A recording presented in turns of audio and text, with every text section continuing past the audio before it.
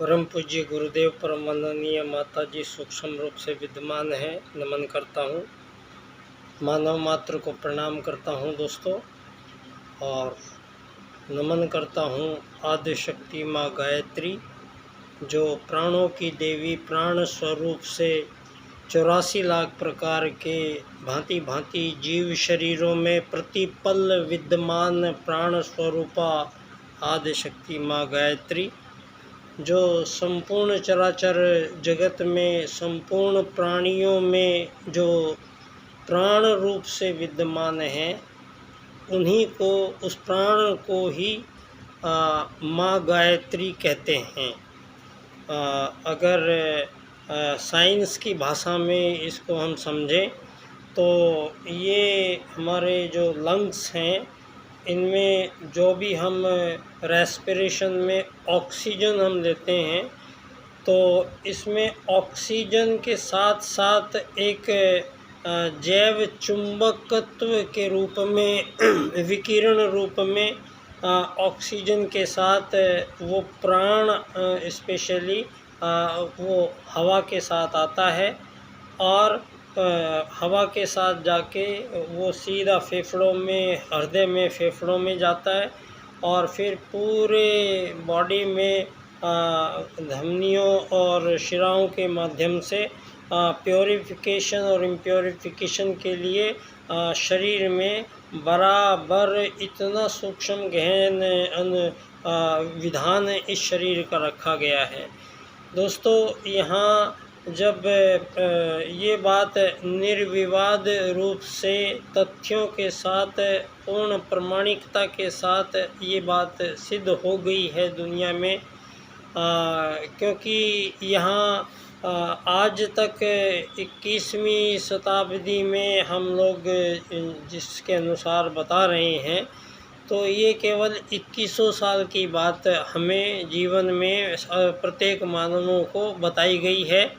इन 2100 सालों में जो भी हुआ है, जैसे मानव बने हैं, जो मानवों ने किया है, वो चीज़ें हमें पश्चिम के इस ज्ञान विज्ञान के दर्शन ने, जिसने सारी दुनिया की अति प्राचीनतम राजनीति जो धरती पर बनी हुई थी, उसमें यहाँ मानवीय त्रुटियों के कारण छेड़छाड़ की गई मानवों के द्वारा, और सारी दुनिया जो हजारों लाखों वर्षों से धरती पर आती थी, रहती थी, चली जाती थी, तो उनके जीवन काल का वो हिस्सा जो वो लोग यहाँ पर खर्च करते थे, तो ये धरती पे अब प्रमाणित हो चुका है कि धरती पर पहले मानव का आगमन उत्तराखंड क्षेत्र के नीचे के भाग में मनु धरती के पहले मानव थे दोस्तों। और भगवान ब्रह्मा जी के 6 मानस पुत्र थे, अत्रि, अंगिरा, पुरु, पुलसत, क्रतु और मरीचि। तो इनमें मरीचि के पुत्र थे कश्यप, और कश्यप से फिर ये प्रजाओं की उत्पत्ति हुई है। ये हमारे वेद में सब कुछ वर्णन है इन बात का। और ये महाभारत में अभी जो युद्ध हुए हैं, महाभारत के युद्ध में वो विश्व युद्ध लड़ा गया था। उस समय में पाताल लोक में बली अमेरिका का राजा था, बिलीविया नाम से। आज भी दक्षिण अमेरिका में कहीं उसकी राजधानी आज भी उसी नाम से जानी जाती है। तो ये अति प्राचीनतम भारतीय संस्कृति मानवों की यहाँ धरती पर चली आ रही है। ये बात अब सिद्ध की है आपके विज्ञान ने ही। नासा की प्रयोगशाला, वेधशाला ने सैटेलाइट के माध्यम से जो चित्र खींचे हैं, तो वो भगवान श्री राम जी के द्वारा बनाया गया श्री राम सेतु पुल उसका पूरा का पूरा चित्र खींचा गया, तो जल के नीचे बैठा हुआ है। थोड़ा बहुत हल्का फ्रैक्चर है कहीं कहीं, बाकी उसका पूरा श्रीलंका तक जाता हुआ वो पुल आज दिखाया, और फिर उस पर लिखा कि ये 5000 वर्ष पहले मानव निर्मित है। तो दोस्तों, यहाँ जो मानव का आगमन निश्चित है, तो ये मानवों के बीच जो ये सारे अब युगों की ये जो समस्याएं चल रही हैं, तो इसमें अब जो परम पूज्य गुरुदेव जो विशेष रूप से यहाँ धरा पर भेजे गए थे, और ऐसे महाकाल स्वयं हमारे बीच में पधार कर और अपने जीवन को प्रयोगशाला बना के धरती पे सबसे बड़ा एक प्रयोग अगर आपको देखना हो तो इस बात का, जो मांसाहारी लोग हैं और विशेष तौर से जो गाय का मांस खाते हैं, उन लोगों के लिए इस चीज़ को अब बहुत ज़रूरी है उनको समझना, और ये सुनना बहुत ज़रूरी है। दोस्तों हमारे वैदिक हिंदू धर्म के अनुसार आदि काल से ही गाय के महत्व को जाना गया है, और गौ की पूजा करने का मतलब है कि हम उसमें सभी देवताओं का वास गौ माता में विद्यमान है, और ये वैज्ञानिक रूप से भी प्रयोग हो गया है। इसका आज की दुनिया में, इस कलयुग में, अभी हमारे बीच में परम पूज्य गुरुदेव थोड़े से समय पहले ही 100 वर्ष के भी नहीं हुए, 30-40 साल हुए होंगे।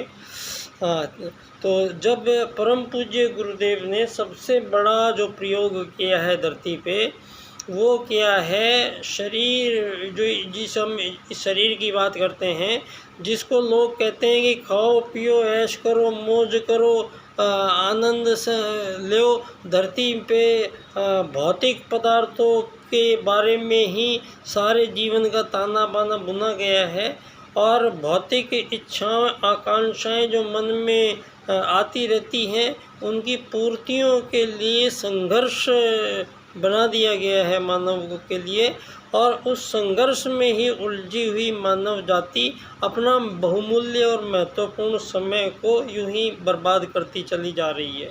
परिणाम ये निकल रहा है आज धरती पर कि यहाँ मैं कितनी बार पहले भी जन्म ले चुका हूँ, लेकिन मेरे दिमाग का ये 7 से 8% से ज़्यादा हिस्सा ये चलता नहीं है, चलने नहीं दिया जाता है। यहाँ धरती पर आत्मा आती है।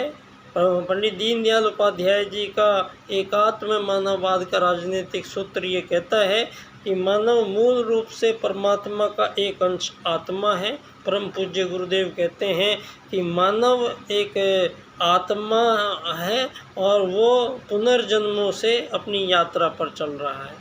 तो ये बात जो मानी जाती है, ये धर्म क्षेत्र में आत्मत सर्वभूतेषु और वसुदैव कुटुम्बकम, ये वेद के यही 2 सूत्र हैं जो मानव जाति को समस्त रूप से कल्याण कर सकते हैं मानवों का।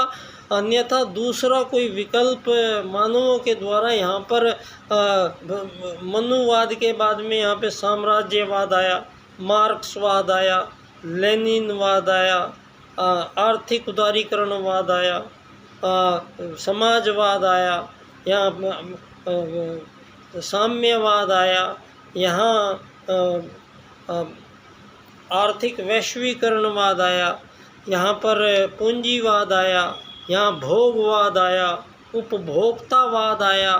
यहाँ पर इतने सारे वाद, कितना गंभीर विषय है और इसको इतने हल्के में लिया कि कोई भी आया और एक करेंगे दुनिया को।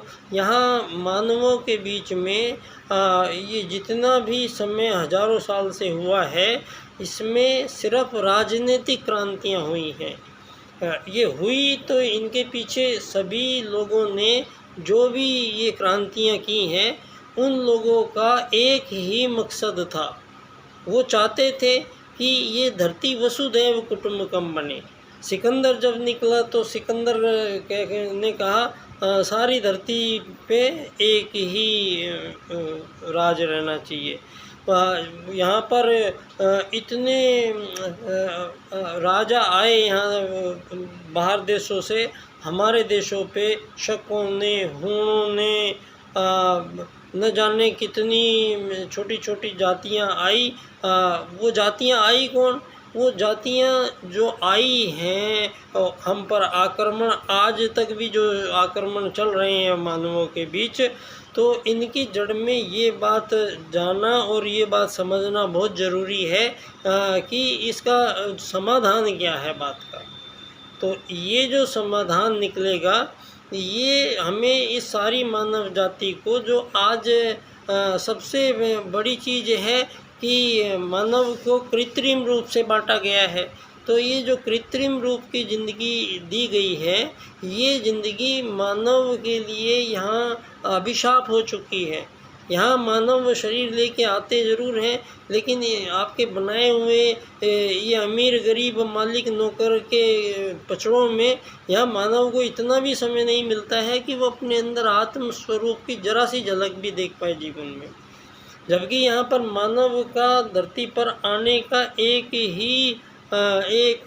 मात्र उसका अवसर है, इतना विशेष कि वो जहाँ परमात्मा का जो अंश आत्मा जो हमारे अंदर आया है, वो क्योंकि ये शरीर तो मरेगा, तो ये तो आता है, रहता है, चला जाता है। तो जो हमारा सनातन हिंदू धर्म है, जो भारतीय तत्व दर्शन है, हमारे धर्म में सबसे बड़ी बात ये है कि हम लोग पुनर्जीवन पर विश्वास करते हैं।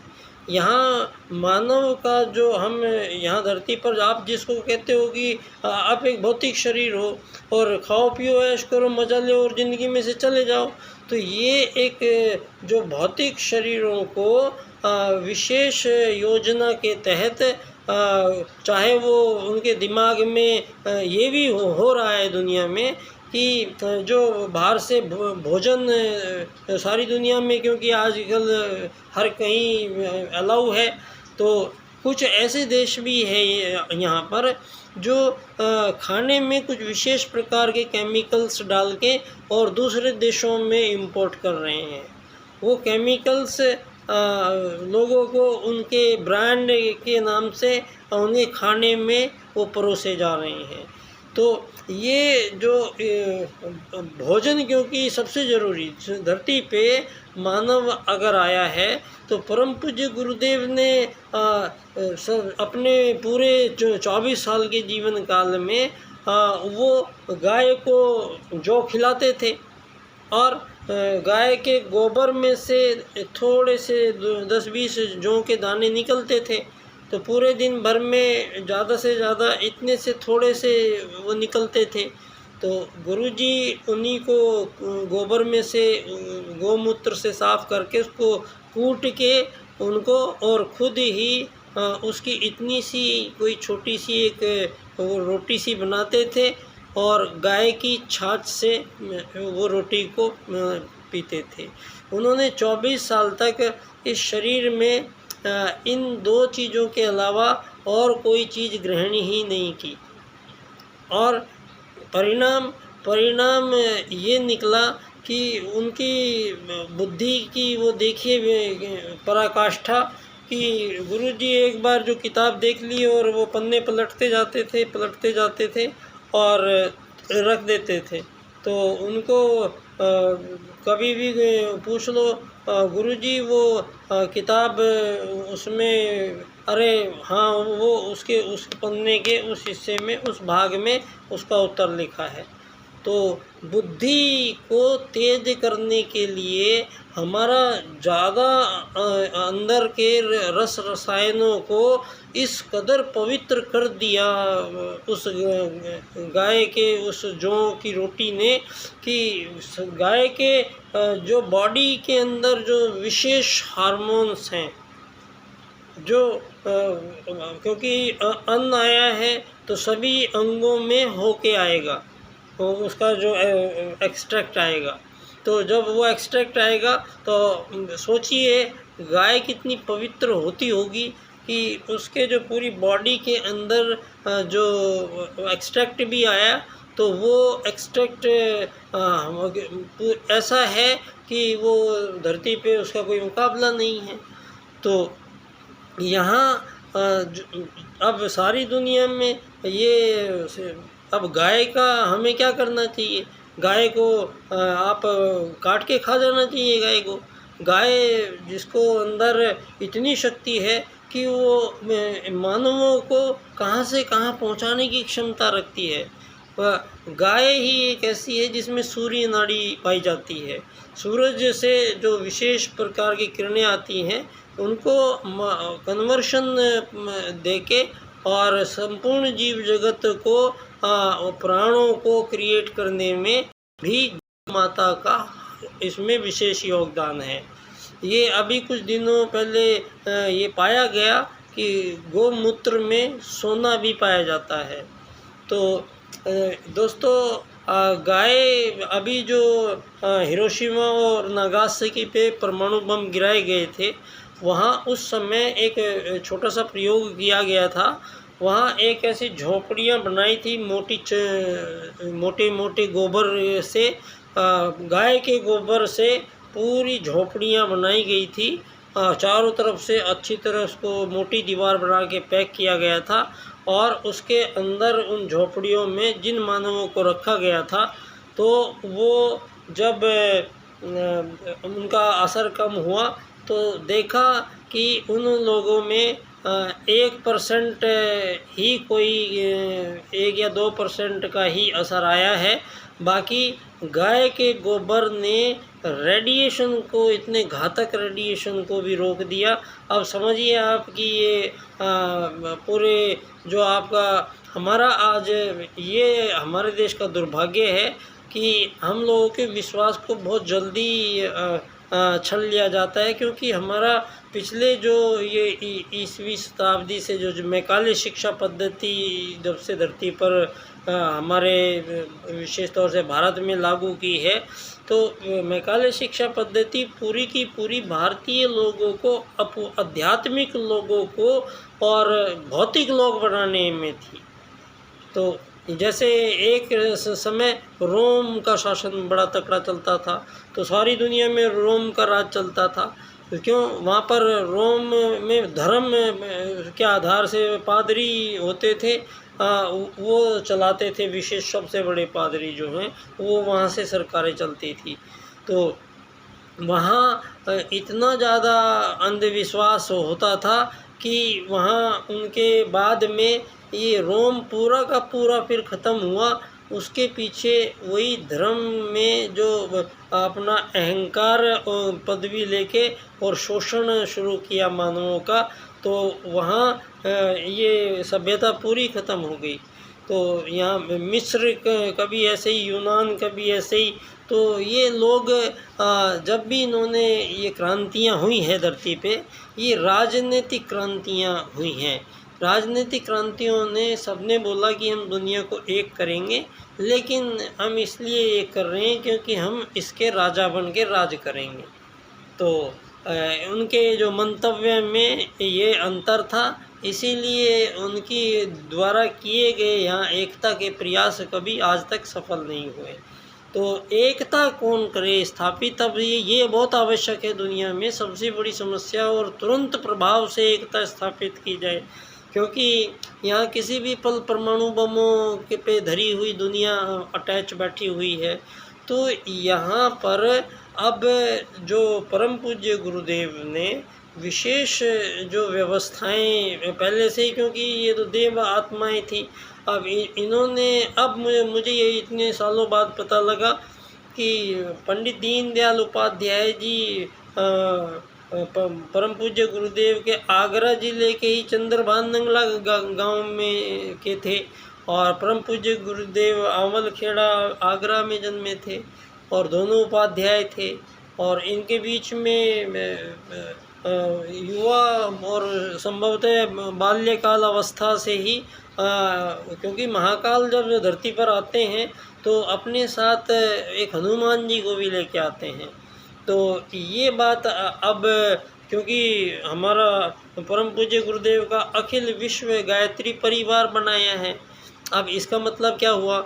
इसका मतलब ये हुआ कि अखिल विश्व, सारे विश्व में, और गायत्री मतलब जो प्राणी हैं जितने भी, उनमें प्राणी, सब प्राणियों में प्राण रूप से, तो धरती पर सभी प्राणियों में विद्यमान। तो दोस्तों, आदिशक्ति माँ गायत्री का ये प्रारूप जो जीवन में जितना, इसको वैज्ञानिक रूप से हम देखेंगे तो जितना हम ऑक्सीजन के साथ प्राणों का जुड़ाव है, तो हमारे योग विधान के अनुसार विशेष प्रकार के प्राणायाम करके और हमारे बॉडी के इंटरनल जो बॉडी मैकेनिज्म हैं उसमें जो विशेष हार्मोन सीक्रेट होते हैं, तो ये जो हमारी योग की भाषा में कुंडलिनी जागरण जो है, ये मानव के अंदर, यहाँ पर हमारे जो प्रथम मानव थे धरती पर, वो यही आध्यात्मिक लोग आए थे धरती पे। धरती पे पहले मानव आर्य आए थे, वो श्रेष्ठ कर्म करते थे। वो हमारा भारत, सनातन भारत है ये 5वीं शताब्दी में भास्कराचार्य और आर्यभट्ट आए थे और उन्होंने पूरे गणित में पाई की खोज उन्होंने की, दशमलव प्रणाली उन्होंने, रेखा गणित, बीज गणित, अंक गणित, ये सारे गणित उन्होंने जो लिखे, वो सारी दुनिया में आज भी उन्हीं से दुनिया अपने गणित जोड़ के हिसाब से दुनिया आगे बढ़ पाई है। अगर गणित के ये सूत्र ना होते तो मानव कुछ नहीं कर सकता था। आज जिन सूत्रों को प्रदान किया वो भारत आज सनातन भारत है। इस बात को अब पूरी दुनिया में ये सिद्ध करने के लिए दोस्तों पंडित दीनदयाल उपाध्याय जी की राज की नीति, और उन्होंने 4 सूत्र इस राजनीति के निर्धारण के, पुनर्निर्धारण के लिए 4 सूत्र प्रदान किए हैं। आर्थिक लोकतंत्र द्वारा अर्थायाम आधारित एकात्म मानववाद की स्थापना से अंत्योदय की प्राप्ति। तो अंत्योदय की बाद में आएगी। सबसे पहले पंडित दीनदयाल उपाध्याय जी के जो ये सूत्र हैं, जब मैंने इन पे लगभग 20 साल हो गए हैं इनके इन 4 सूत्रों पर मुझे रिसर्च करते हुए, तो ये 4 सूत्रों को मैंने अलग अलग एंगल से इनको देखा। तो जब मैंने इनको इस क्रम से इनकी व्याख्या की तो ये एक अद्भुत रहस्य निकल के धरती पे सामने आया। दोस्तों, आर्थिक लोकतंत्र में पंडित दीनदयाल जी कहते हैं कि धरती पर जो भी मानव जन्मा है वो 2 अधिकार साथ लेकर आया है। एक तो है भोजन का अधिकार और एक है कर्म करने का अधिकार। तो अगर किसी मानव को धरती पर भोजन नहीं मिला या उसको काम नहीं मिला, तो अगर दुनिया में कोई भी ऐसी राजनीतिक व्यवस्थाएं चल रही हैं कि जहां अपने मानवों को सभी को भोजन उपलब्ध ना हो पाया और उसको कोई कार्य ना मिल पाया, बेरोजगार हो गए, तो वो कोई भी ऐसी प्रणाली मानव जीवन के लिए उपयुक्त नहीं है और वो कभी भी सफल नहीं होगी। अंततः वो टूट जाएगी और असफल सिद्ध होगी। तो सफल कौन सिद्ध होगी? सफल वही सिद्ध होगी यहाँ पे जो सनातन पे टिकी होगी, जो सनातन सत्य पे टिकी होगी। तो सनातन सत्य क्या है? इसमें आत्मत सर्वभूतेषु, वो एकात्म मानववाद, दीनदयाल उपाध्याय जी राजनीति में वो एकात्म मानववाद। तो सारी दुनिया में ये जो आज़ाद देश बना के अलग अलग राजनीतिक दलों से युक्त विभाजनकारी मतों का कुछ प्रतिशत भाग अधिक प्राप्त करते ही आज़ाद सरकार का गठन करके और आज़ाद देश बना लेना, और धरती पर जहाँ तक सीमा रेखाएं हैं उन सीमा रेखाओं के अंदर बाहर जो भी प्राकृतिक पदार्थ है उन पर उसी देश का कब्जा माना जाता है। तो ये जो कब्जे हुए हैं धरती पर, यही सारे के सारे मानवों के बीच विभेद पैदा करते हैं। और यहाँ अब होगा ये युग परिवर्तन। तो युग परिवर्तन में पंडित दीनदयाल उपाध्याय जी अर्थायाम में कहते हैं कि इस धरती पर ये अमीर गरीब नहीं होना चाहिए। ये ऐसी राजनीति उन्होंने बोली बनाई है उन्होंने, जिसमें मानव जीवन जहाँ भी जन्मा है धरती पर, मानव जीवन जब तक जिएगा और जब तक मरेगा उसके संपूर्ण जीवन काल में ये धन नाम की कमी जो होती है जीवन में, ये नहीं आनी चाहिए धरती पे। अगर इस धन के कारण मानव ये कहता रहा कि हर बार यहाँ आता है, रहता है, चला जाता है और बस एक ही बात बोलता है कि अगर भगवान मेरे पास काश पैसा होता तो मैं ये कर लेता, काश पैसा होता तो ये कर लेता, अगर ये पैसा नहीं था तो मैं कुछ कर नहीं पाया। तो ये मानवों को कुंठित इसने किया है, मानवों के अंतर के आत्मविश्वास को इसने तोड़ा है, मानवों के बीच ऐसा विभाजन किया है कि शोषण लगातार, जब तक ये अमीरी गरीबी मालिक नौकरगिरी धरती पे बनी रहेगी, जब तक धरती पर कौन सा युग परिवर्तन होगा। अगर युग परिवर्तन होना ही है तो फिर इस हिसाब से तो एकात्म मानववाद का राजनीतिक सूत्र तो स्पष्टतः ये कहता है कि मानव मूल रूप से तो एक आत्मा है। तो आत्मा आई है, रहेगी और चली जाएगी।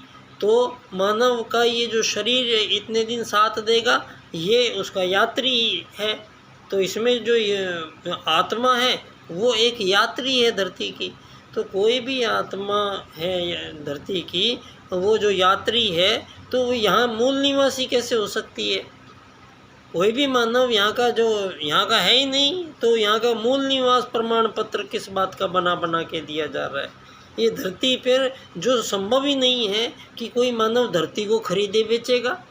ये सोचना भी हास्यास्पद और मूर्खता लगती है धरती पर कि मानव का सारा जीवन इसी चीज़ में कट जाता है कि वो 50 गज 100 गज ज़मीन खरीद के उसका मालिक बनेगा और उस पे एक पत्थर का मकान चुनेगा और अपने जीवन में बिजली के बिल और टैक्स भरता रहेगा और बच्चों की फीस भरता रहेगा और ऐसे ही आपको हर 5 साल में वोट देते रहेंगे और ये दुनिया में ऐसे ही चलता रहेगा।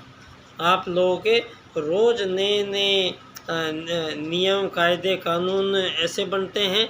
आज सोच के भी आश्चर्य होता है कि एक गाड़ी चलाने में ट्रैफिक के नियमों में अभी पहले से ही मानव इतना परेशान हो रखा है कि यहाँ उसको ट्रैफिक पुलिस वालों को इतना ज़्यादा हैवी चार्ज लगेगा, इतने जुर्माने होंगे, इतनी सज़ाएं होंगी। ये आदरणीय गृह मंत्री जी, ये आपके कोई नुमाइंदे नहीं हैं, ये आपके सर्वे सर्वा हैं। तो यहाँ ये जीवन और मौत को आप आध्यात्मिक देश है ये, तो यहाँ आना और जाना फिक्स होता है धरती पे। तो ये जो सुरक्षा है ये ठीक है, लेकिन इसमें मानवों की प्रताड़ना कितनी होती है। आपके नोटबंदी से सारी दुनिया के मानवों का दिल हिल गया अंदर से, आत्माएं करा उठी अंदर से। मानव अकेला अपने आप को बेहाल फटे हाल दुनिया ने महसूस किया। उनकी अंतर्वेदना की पीड़ा, जो आपने सिस्टम बना रखा था धन आधारित जीवन का, इस पे इतनी बड़ी चोट थी मानव के लिए कि ये तो सोचा ही नहीं था कभी कि ऐसा भी हो सकता है क्या कभी। तो उसके बाद नोटबंदी के बाद से ये पूरा एक षड्यंत्र दिखाई देता है इसमें। जैसे ही ये नोटबंदी हुई भारत में, तो यहाँ पर भारत में जितने भी मानवों के रोजगार थे, उसके बाद ये कोरोना आया, तो वो जो पूरे रोजगार चले आ रहे थे वो सारे गंवा दिए गए, और यहाँ मर्दों के जो काम थे वो कम हुए हैं।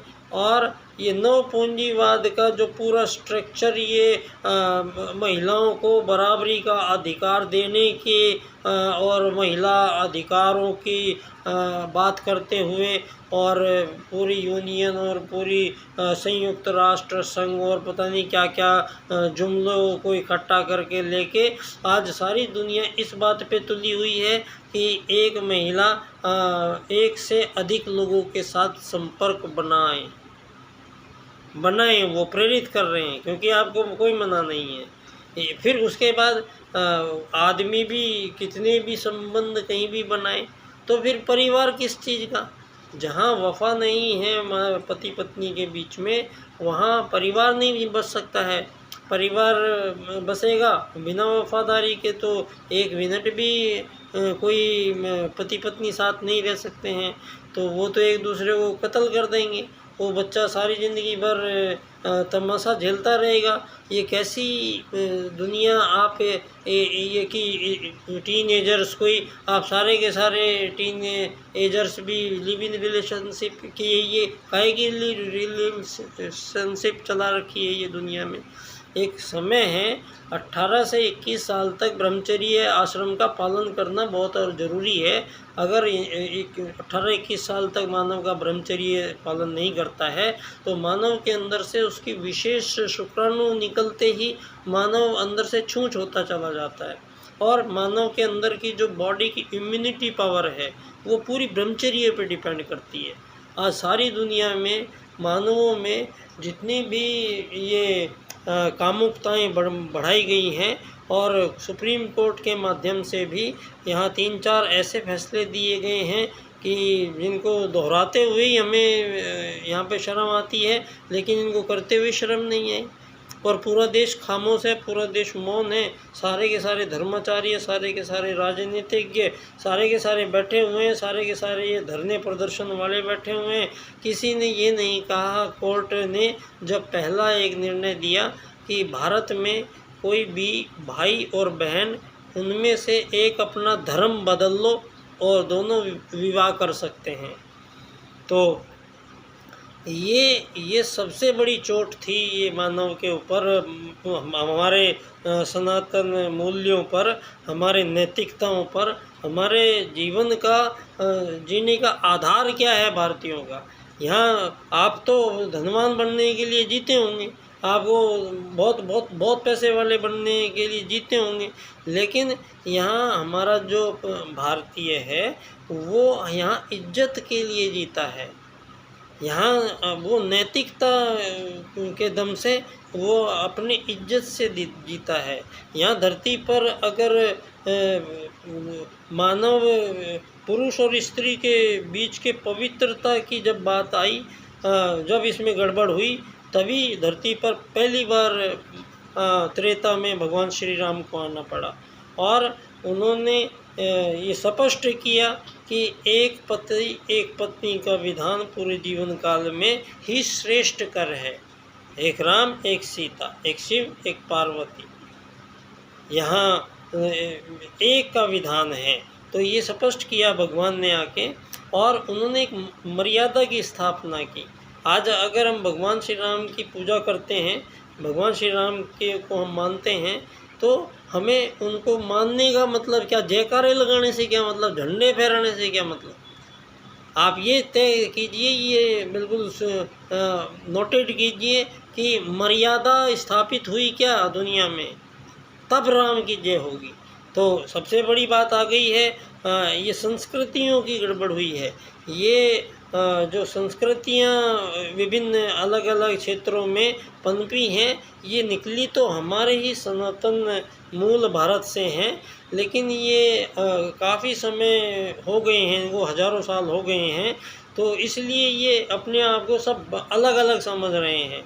और ऊपर से आज़ादी का ये लबादा, आज़ादी कैसे संभव है?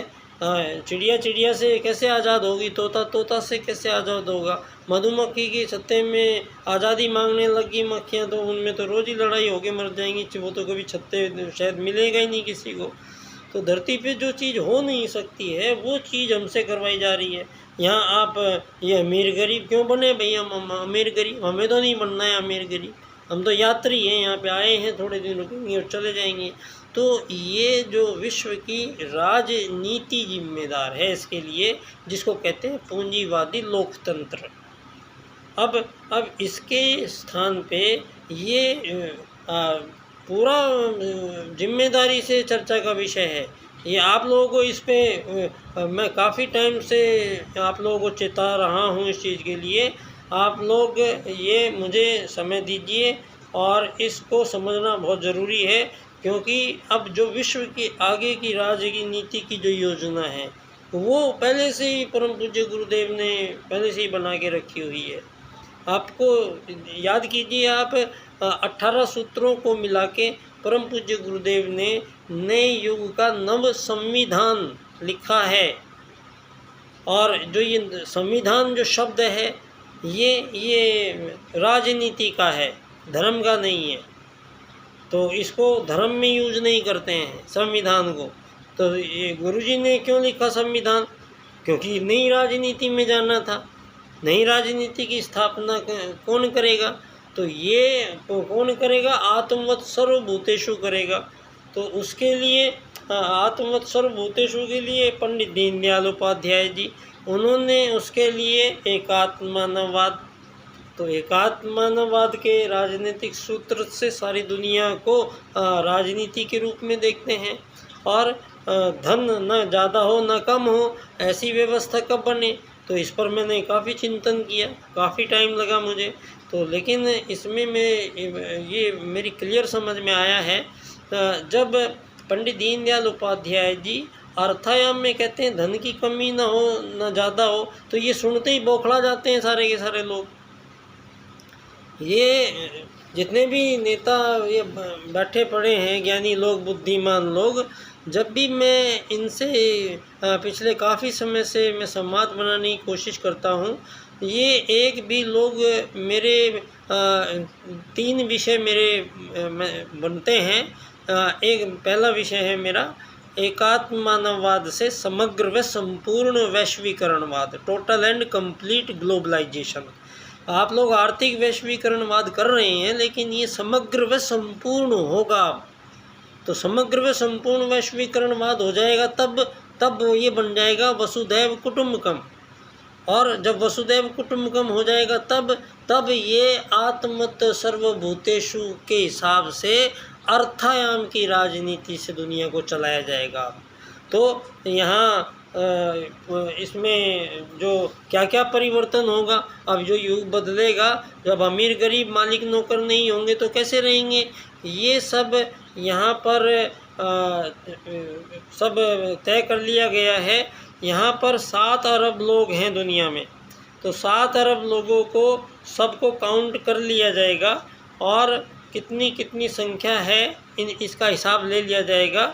और अब जो पूरी योजना है ये 2 विभाग होंगे। अब जितनी धरती पे ये आज़ाद देशों के रूप में ये आज़ाद सरकारें हैं और ये जितनी भी सीमा रेखाएं हैं जो हजारों वर्षों से युद्धों का कारण हैं, अब सारी मानव जाति को सामूहिक रूप से अब उस एकता के साथ आगे बढ़ने का मार्ग प्रशस्त करता है पंडित दीनदयाल उपाध्याय जी का एकात्म मानववाद की राजनीति। ये दुनिया के समक्ष में प्रस्तुत करता हूँ। तो मानव को जब हम एक आत्मा मानते हैं तो मानव का लक्ष्य हो जाता है धर्म अर्थ काम मोक्ष प्राप्त करना। और पश्चिम जब मानव को एक शरीर मानता है तो उसके लिए संघर्ष बन जाता है जीवन, रोटी कपड़ा मकान चिकित्सा स्वास्थ्य सम्मान के लिए सारा जीवन खप जाता है। और बदले में हाथ पल्ले कुछ आता नहीं। धरती पर हर मानव बेचैन है, हर मानव के अंदर तनाव बढ़ता जा रहा है। मानव के बीच में से आपस में प्रेम बिल्कुल ख़त्म होता जा रहा है। स्वार्थ इतना ज़्यादा बना दिया है, लालच इतना ज़्यादा बढ़ा दिया है, मजबूरी इतनी ज़्यादा हो गई है और हर तरफ एक उबाल धरती पर आया हुआ है। अब इस उबाल को परम पूज्य गुरुदेव शीतलता के जल के छींटे डाल देंगे और ये धरती पर मेरे ये 3 सूत्र है। पहला, एकात्मवाद से समग्र व संपूर्ण वैश्वीकरणवाद, टोटल एंड कंप्लीट ग्लोबलाइजेशन। दूसरा है दीनदयाल जी के 4 सूत्रों को इस क्रम से इनकी व्याख्या मैं करूँगा। आर्थिक लोकतंत्र द्वारा अर्थायाम आधारित एकात्म मानववाद की स्थापना से अंत्योदय की प्राप्ति हम करेंगे। सूत्र ये इस क्रम से दीनदयाल जी के लगेंगे तो अपने आप समझ में आ जाएगा आप सब लोगों के।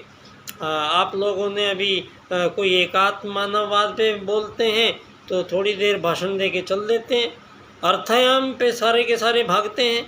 अर्थायाम पे दीनदयाल जी के नाम पे करोड़ों अरबों रुपए ये लोग यूं ही बहा रहे हैं। उसको दीनदयाल दीनदयाल जी तो कर रहे हैं, लेकिन दीनदयाल है क्या ये तो बताइए दुनिया को।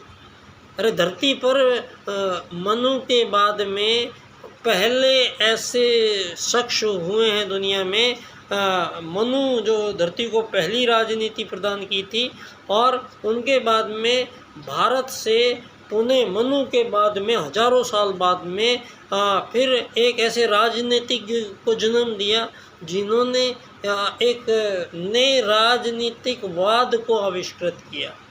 उन्होंने उन वेद सूत्रों को आत्मत सर्वभूतेषु परम पूज्य गुरुदेव की योजना है,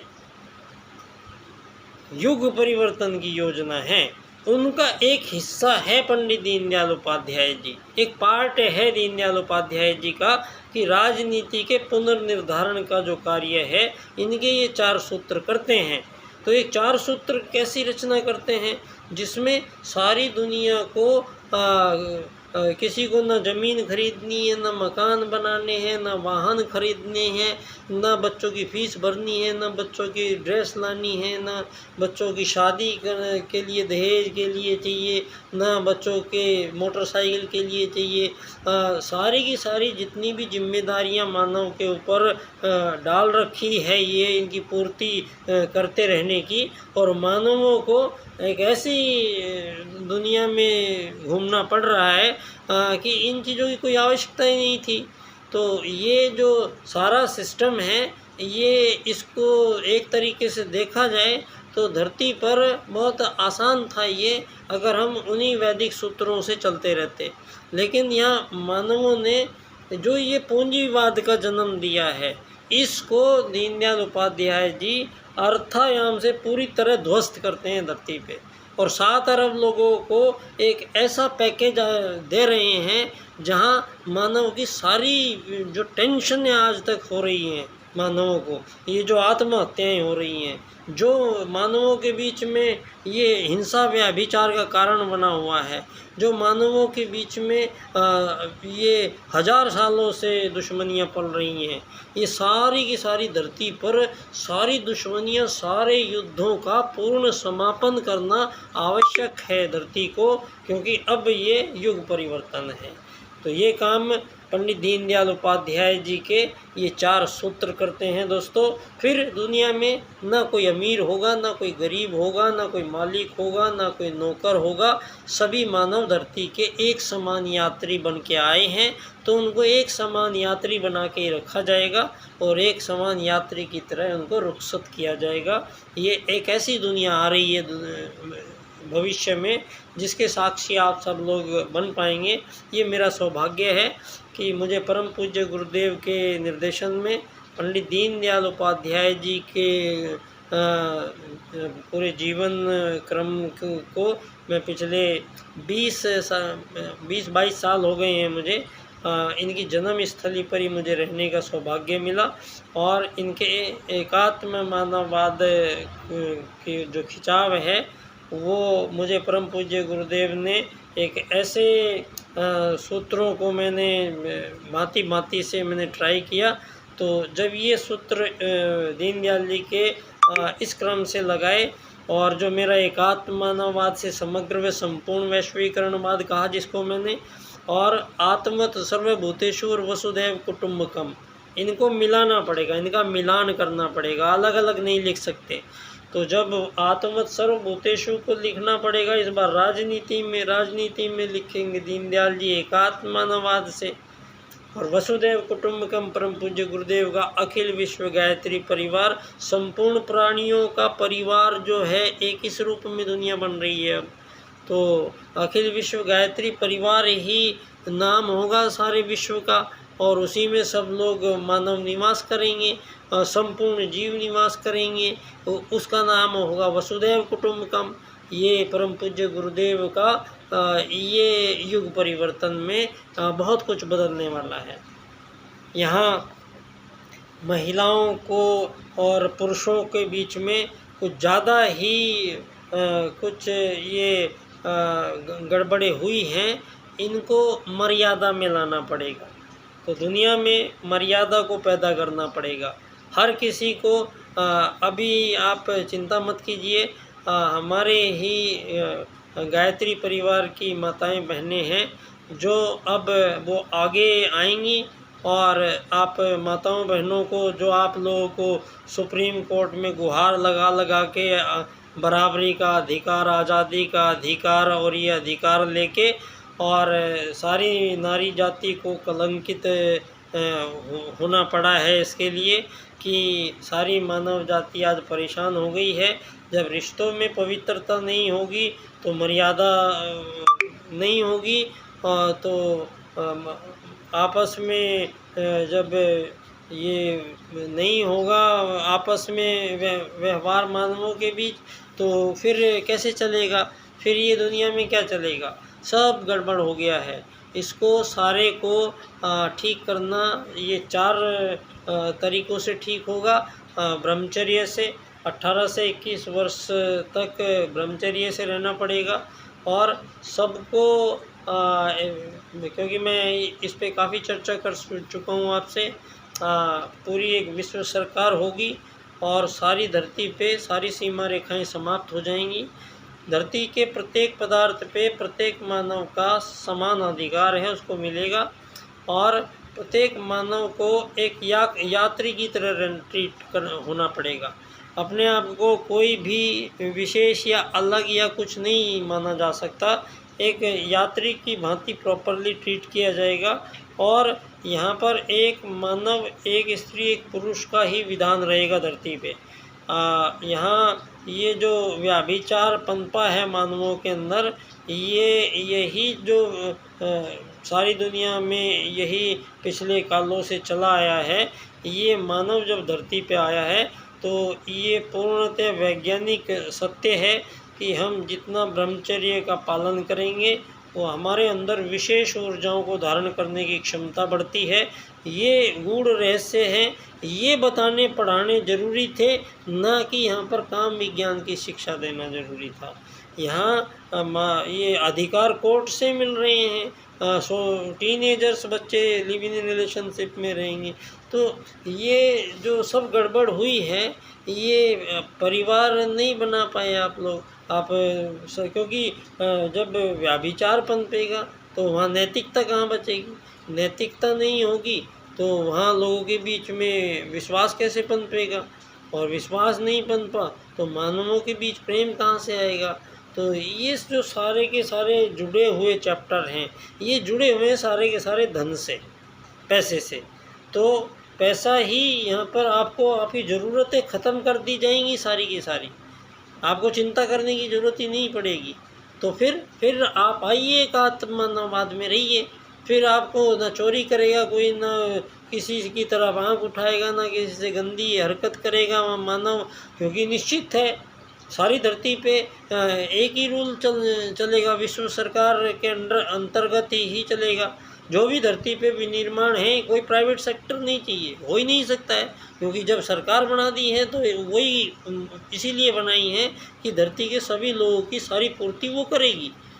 अब आप बीच में कौन भगवान पैदा हो जाते हो, धीरू भाई अंबानी, यहाँ पे मोबाइल मेरा, सिम मेरा, कनेक्शन मेरा, सैटेलाइट मेरा, बात करने के पैसे आपको बीच बीच में क्यों भरूंगा मैं। ये आप लोग ये धरती पे अमीर गरीब बनना और बनाना बंद कर दीजिए। आप ये धनवान बनना और ये अहंकार दिखा दिखा के दुनिया में तुलना करना, स्वार्थ करना, भौतिक क्षेत्र को जीवन का अंग समझ लेना, भौतिकता के जीवन में सारी ज़िंदगी का महत्वपूर्ण पलों को बर्बाद कर देना और मरते टाइम फिर तड़पते हुए इस दुनिया को विदा कर जाना। यहाँ जब हम बात करेंगे तो यहाँ मानव सबसे पहले चरित्र की बात होगी। यहाँ धरती पर ये पहले चरित्र होगा। यहाँ व्यभिचार बिल्कुल चल नहीं सकता है। यहाँ मानव एक स्त्री और पुरुष के बीच में सच्चारित्रता का रिश्ता स्थापित धरती पे करना सबसे पहली आवश्यकता है। तो अब ये नवयुग परिवर्तन होगा, तो नवयुग परिवर्तन में सभी महिलाएं गर्दन से और एड़ी तक सभी महिलाएं और पुरुष भी अपने पूरे शरीर को ढक के रहना अनिवार्य है, क्योंकि इस शरीर से वाइब्रेशन निकलती है। आप इसको नंगा छोड़ दोगे तो उस पर ऑटोमेटिक लोगों के मनों में नारी देह के प्रति आकर्षण पैदा हो जाता है और मानव के अंदर कुविचार आने लगते हैं। तो ये क्यों चाहती हैं महिलाएं ऐसा नहीं चाहिए, क्यों उनको ऐसा बनना पड़ता है, क्यों आज उनकी गलतियां नहीं है, क्योंकि उनको एक घर में घर चलाना होता है। उनको पहले माँ बाप भाई बहनों से सबसे उनकी सबकी सुननी होती है। तो ये महिलाओं को आज भी बेचारी जो महिलाएं अभी कुछ दिनों पहले तक हमारे यहाँ जो चीज़ें पाप समझी जाती थी, आज वो सुप्रीम कोर्ट ने उन पे कहा कि कोई भी है, कुछ भी कर सकता है, यहाँ पे कोई रोक नहीं है। तो इसका मतलब देश में व्यभिचार पनप रहा है, यहाँ पनपा दिया जा रहा है देश में। यहाँ अगर ये एक दूसरे से ही संबंध बनाने लगे तो फिर दुनिया में यहाँ विश्वास और ये नैतिकता के पराभव में तो यहाँ राक्षसीपन खड़ा है पूरा का पूरा। तो यही वो समय है, सारी दुनिया को ब्रह्मचर्य से रहना ज़रूरी है और ये उनको रखने के हमारे पास 4 विधान दोबारा से धरती के 7 अरब लोगों को गिन कर बांट लिया गया है और सब मानवों को 8 साल से और 18-24 साल तक जो बच्चे सब गुरुकुल में रहेंगे, कोई बाहर नहीं मिलेगा, गुरुकुल में रहेंगे सब। तो सब सरकार, विश्व सरकार उनको सब कुछ देगी, माँ बाप की कोई चिंता नहीं है। और पढ़ने के बाद में सबको सरकारी नौकरी मिलेगी। सारी दुनिया में जो भी चीज़ बनाएगी वो केवल विश्व सरकार बनाएगी, प्राइवेट सेक्टर कोई होगा नहीं। सारी धरती पे सारे मानव केवल विश्व सरकार की 4 या 5 घंटे की नौकरी करनी ज़रूरी होगी सबको, चाहे वो कहीं भी किसी भी अवस्था में है, लेकिन वो विश्व सरकार की 4 या 5 घंटे की सरकारी नौकरी ज़रूर करेगा। और अब जो धरती पर यहाँ पर कुछ ऐसी चीज़ें बना दी गई हैं, आज विज्ञान को भी हमें देखना पड़ेगा। विज्ञान उतना ही मानवों को लेना है जिससे यहाँ दूसरे जीवों पर हानिकारक प्रभाव ना पड़े। यहाँ पर लगभग कई 100 प्रकार की पक्षियों की प्रजातियाँ आपके मोबाइल फ़ोन के कारण नष्ट हो गई हैं। तो यहाँ अब ये 5G जो आया है, इससे तो और भी भयानक रिसर्च परिणाम आने बाकी हैं। और भी जितने यहाँ रेडिएशन हो रहे हैं और भी जितने प्रयोग आप मानव जीवन में यहाँ कर रहे हैं, तो ये इतना ख़तरनाक लेवल हो गया है कि कोई किसी की परवाह नहीं हो रही है। सारी दुनिया में हर मानव एक दूसरे से तुलनात्मक वर्चस्व स्थापित करके और मानवीयता को कुचल देने पे उतारू है दुनिया। तो ऐसे में इस विश्व को राजनीति से ठीक किया जा सकता है। आपको अपने राज्य की नीति का परिवर्तन दुनिया में करना पड़ेगा। ये पूंजीवाद जो है, पूंजीवादी लोकतंत्र के स्थान पे पंडित दीनदयाल उपाध्याय जी का अर्थायाम आधारित एकात्म मानववाद की राजनीति से अगर दुनिया में शासन किया जाए तो सारी दुनिया के सारे युद्धों का समापन एक दिन में हो जाएगा। भविष्य में फिर युद्ध नहीं लड़े जाएंगे धरती पे। ये तो एक ऐसा है कि पूरा युग परिवर्तन ही है इसमें। तो परम पूज्य गुरुदेव के साथ सभी सतत बने रहें उनके निर्देशन में और उनकी अनुभूति में हम सब लोग अनुग्रहित हैं। और बहुत बहुत धन्यवाद बच्चा डॉक्टर बाल्यकाल सेवा संस्था।